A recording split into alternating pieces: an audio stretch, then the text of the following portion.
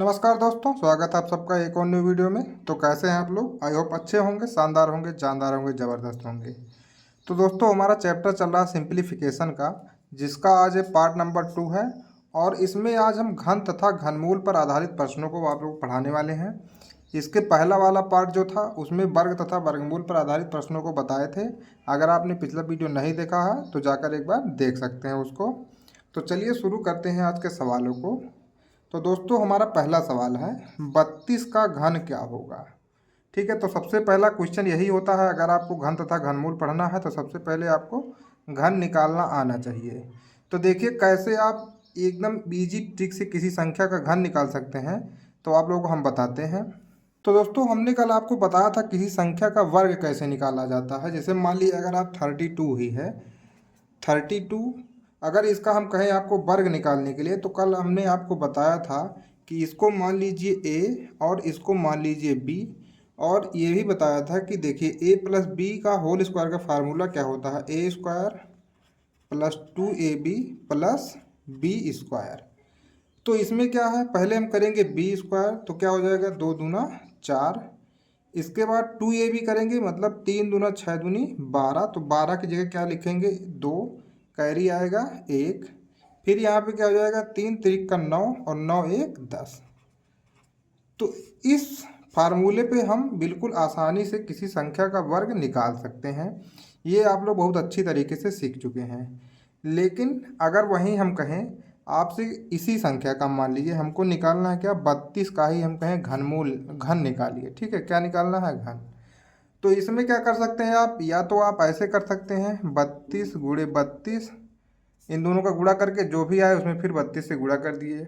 ऐसा भी आप कर सकते हैं। ठीक, मतलब आप वर्ग निकाल के फिर उसी संख्या का गुणा कर सकते हैं। जैसे देखिए इसमें वर्ग आया है, फिर आप इसे 32 से गुणा कर दिए, तब भी आप निकाल सकते हैं इसको।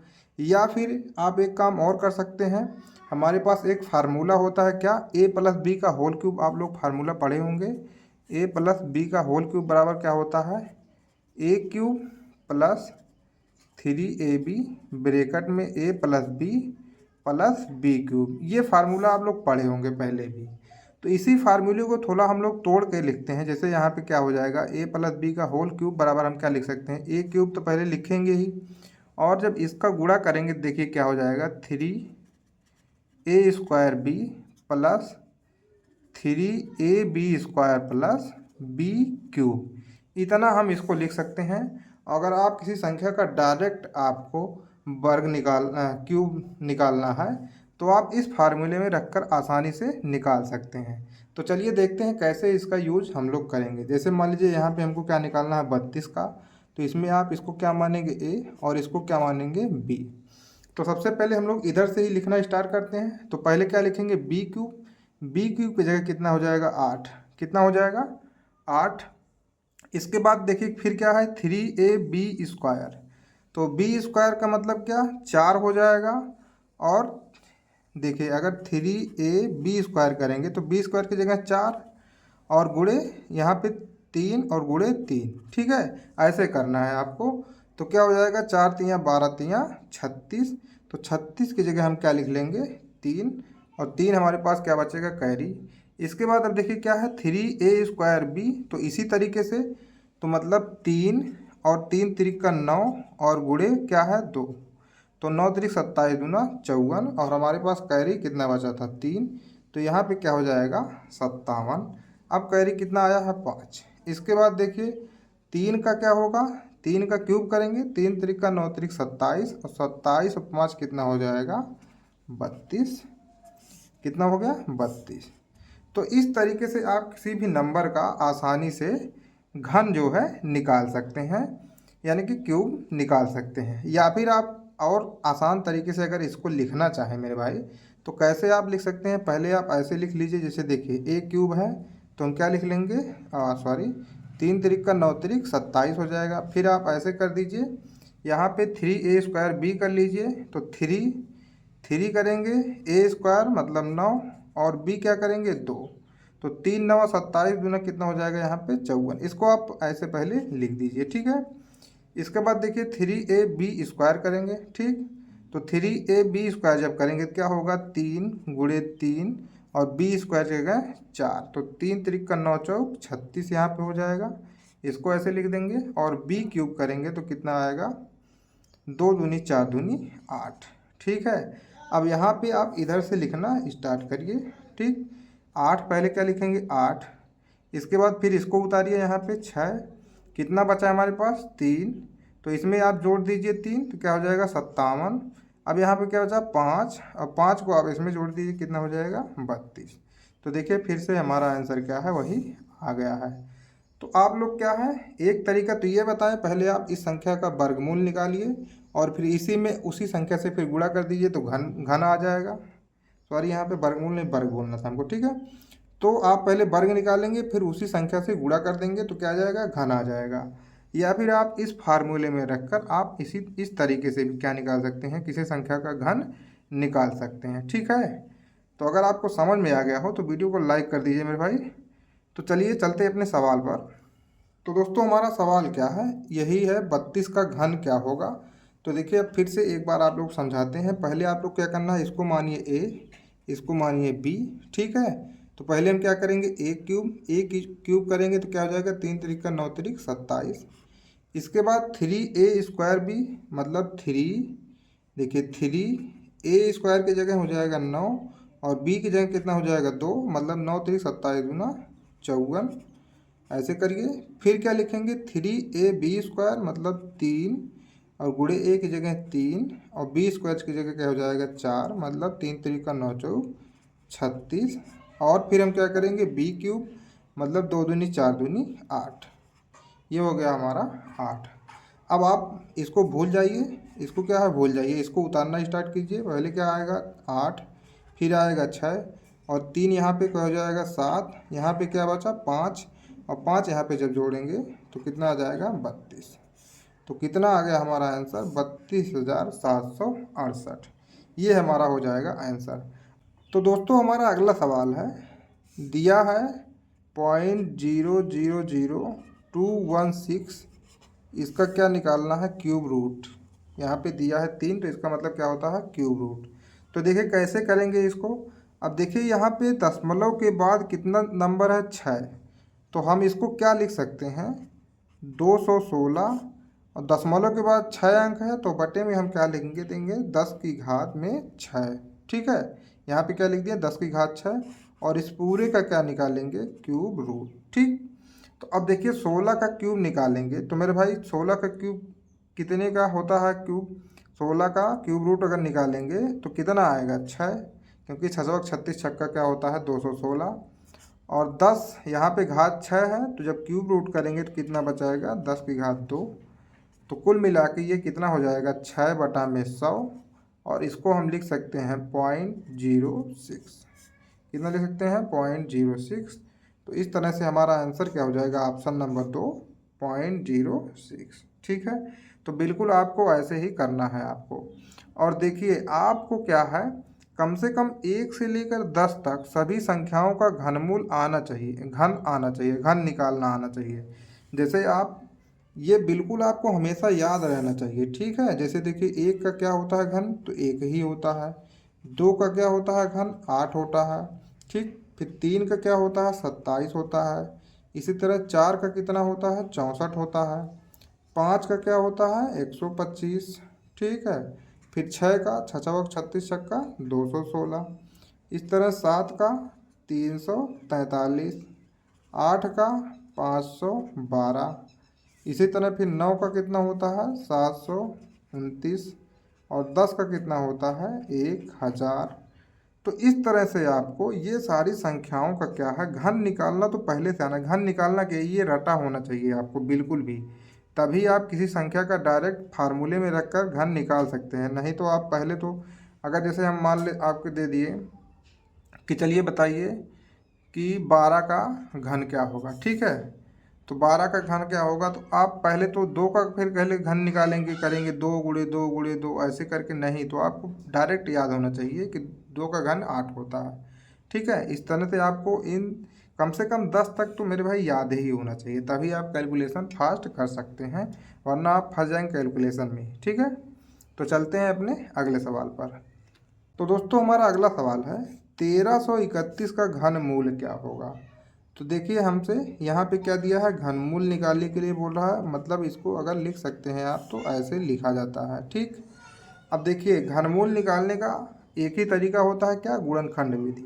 अगर वर्गमूल निकालने के लिए बोलता तो उसका दो तरीका होता है, एक भाग विधि से, एक गुणनखंड विधि से।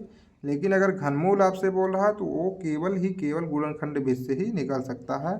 तो यहाँ पे देखिए क्या करेंगे, 1331। ठीक है, तो जैसे अब आप लोग बताए हैं, मतलब पढ़ाए हैं विभाज्यता का नियम, तो आप लोग ऐसे चेक कर सकते हैं ये किस संख्या से कटेगा। जैसे देखिए यहाँ पे इसको जोड़ेंगे 4 और इसको जोड़ेंगे 4, तो दोनों बराबर आ रहा है 4 4, इसलिए हमको ये पता है कि 11 से ये डेफिनेटली कट जाएगा। तो हम कितनी बार ले जाएंगे, 11 से। तो देखिए 11 कन्नन 11, फिर कितना बचेगा हमारे पास, यहाँ पे बच जाएगा 2 और ये हो जाएगा 23। तो 11 दूना में 22 और फिर कितना बचा 1, तो 11 कन्नन 11। तो ये मेरे भाई क्या होता है, 11 का वर्ग होता है, 11 का रहेगा 121। तो 1331 का घनमूल क्या हो जाएगा मेरे भाई, 11। और ये आपको याद भी होना चाहिए। ठीक है, याद होना चाहिए, 11 12 13 14 15, जितना भी आप याद कर सकते हैं। 10 तक तो अभी हम बताएं आप लोगों को, लेकिन आप जितना मैक्सिमम याद कर सकते हैं आप याद करके रखिए। याद रहेगा तो कैलकुलेशन में आपको आसानी होगी। तो चलते हैं अपने अगले सवाल पर। तो दोस्तों हमारा अगला सवाल है, यक्स का वर्ग 64 के घन के बराबर है, तो एक्स का मान बताइए। तो देखिए क्या कर दिया हमको, पहले तो कह रहा है यक्स का वर्ग 64 के घन के बराबर है, तो हमको क्या निकालना है, यक्स का मान निकालना है। तो सबसे पहले तो ये जान लीजिए मेरे भाई, जितने भी क्वेश्चन हम आपको बता रहे हैं ये एग्जाम में आया हुआ क्वेश्चन है।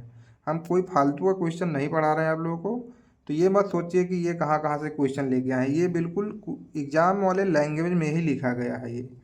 ठीक है, मतलब प्रीवियस ईयर में सारा क्वेश्चन आया हुआ है। तो चलिए बताते हैं इस सवाल को। अब देखिए क्या दिया है, एक्स स्क्वायर बराबर, अब बहुत लोग क्या करेंगे, पहले 64 का घन निकालेंगे। ठीक है, 64 का घन निकालेंगे, फिर उसका वर्गमूल निकालेंगे। यहीं आप कैलकुलेशन को क्या कर देंगे, लंबा। आप अपने प्रेजेंट ऑफ माइंड का यूज कीजिए मेरे भाई। तो देखिए क्या करेंगे, इसको 64 गुड़े 64 गुड़े क्या करेंगे 64। इसके बाद अब एक्स बराबर क्या हो जाएगा, अंडर रूट में 64 गुड़े 64। ठीक है, तो 64 ये इसका वर्गमूल करेंगे तो क्या आएगा 8, इसका करेंगे 8 और इसका करेंगे क्या 8। तो यक्स बराबर कितना हो जाएगा, अब 8 का हमको क्या निकालना है, घन। और 8 का घन क्या होता है, 8 अठाए 64 अट्ठे 512। ठीक है, तो कितना होता है 512, इसका घन होता है। यहाँ पे हमारा क्या हो जाएगा, ऑप्शन नंबर सी सही। तो अगर देखिए आपको याद रहेगा तो बिल्कुल आप आसानी से कर सकते हैं, इसलिए मैं बार बार कह रहा हूँ आप 1 से लेकर 10 तक तो कम से कम याद ही रखिए। ठीक, और ये देखिए बिल्कुल एग्जाम में आया हुआ क्वेश्चन है ये। ठीक है, तो चलते हैं अपने अगले सवाल पर। तो दोस्तों हमारा अगला सवाल है, वह लघुत्तम संख्या क्या है जिससे जिससे द्वारा 8640 को भाग देने पर प्राप्त भागफल पूर्ण घन बन जाए। ठीक, तो मेरे भाई देखिए अगला सवाल क्या है, वह लघुत्तम संख्या क्या है जिसके द्वारा 8640 को भाग देने पर प्राप्त भागफल पूर्ण घन बन जाए। ठीक, तो हमको पहले तो एक नंबर दे रखा है क्या, 8640। हमसे ये कह रहा है कि इसमें किस संख्या से हम भाग दे दें कि भाग देने पर जो भी बचेगा वो एक पूर्ण घन हो। तो इसके लिए हमें क्या करना पड़ेगा, इसका गुणनखंड। क्या करेंगे, इसका पहले गुणनखंड। तो कैसे करेंगे, पहले ले जाएंगे 2 बार, 2 चौक 8, 2 तिया 6, 2 दूना 4 0। ठीक है, फिर देखिए 2 दूना 4, 2 एक अनन 2, 2 छक 12 0। इस तरीके से आपको करना है गुणनखंड। 2 एक अनन 2, 2 अट्ठे 16 0। ठीक, तो अब देखिए ये हम जीरो यहाँ क्यों लगाएं, क्योंकि देखिए 2 एक अनंत 2 कट गए, फिर यहाँ पे 1 है, मतलब 2 से छोटी संख्या है, तो इसके पहले क्या लगाएंगे हम, जीरो। ये चीज़ बहुत लोग नहीं पता होता और फंस जाते हैं। यहाँ पे क्या करेंगे, 2 एक अनंत 2, 2 अट्ठे 16। लेकिन नहीं, जब भी अगर यहाँ पे 3 होता तो हम जीरो नहीं लगाते, लेकिन यहाँ पे 2 से कम है तो हम क्या लगा दिए हैं, जीरो। ठीक है, अब फिर करेंगे 2 पच्चे 10, 2 चौक 8 0। इसी तरह आपको गुणनखंड करते जाना है, ये हो जाएगा 27। फिर इसको काटेंगे तो देखिए क्या करते हैं 5 से विभाजित कर देते हैं, थोड़ा आसानी हो जाएगी। पंचम 25 और 5 चौक 20। अब देखिए कितनी बार जाएगा, 3 से कट जाएगा, 3 एक 3, 3 अट्ठे 24, फिर 3 छक 18 और 3 दूना में 6। तो अब हमसे पूछ रहा है कि वह लघुत्तम संख्या क्या है जिसके द्वारा इतने को भाग देने पर प्राप्त भागफल पूर्ण घन बन जाए। ठीक है, तो देखिए पहले तो हम क्या बनाएंगे, इन सब का ऐसे 3 3 का जोड़ा। जैसे देखिए 2 का हम बना दिए 3 जोड़ा, और यहाँ पे 2 2 है और 1 2 यहाँ पे है, तो 3 का जोड़ा ये भी बन गया और 3 का जोड़ा यहाँ भी बन गया है। तो हमारे पास देखिए केवल क्या बचा है, 5।